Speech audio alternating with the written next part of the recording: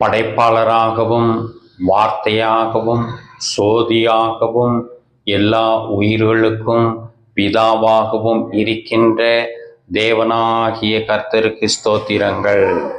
அன்பான ஜனங்களே, லூக்கா 18ஆம் அதிகாரம் 19ஆம் வசனத்தில் தேவன் ஒருவர் தவிர நல்லவனும் நன்மைகளை செய்கின்றவனும் ஒருவன் கூட இந்த உலகத்தில் இல்லை என்று இயேசு கிறிஸ்து சொல்லுகின்றார்.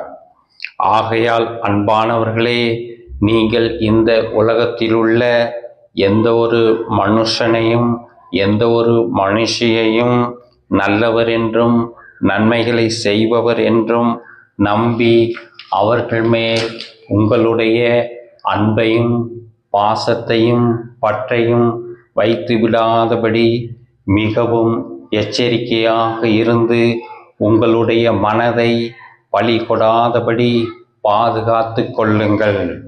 அன்பான ஜனங்களே, நல்லவரும் நன்மைகளை செய்கின்றவரும் வானத்தையும் பூமியையும் அவைகளுள்ள அனைத்தையும் படைத்தவரும் உங்களையும் என்னையும் இந்த உலகத்தில் உள்ள எல்லா உயிர்களையும் உருவாக்கினவருமாய் இருக்கின்ற சோதிகளின் பிதாவினிடத்தில் உங்களுடைய அன்பையும் பாசத்தையும் பற்றையும் வையுங்கள்.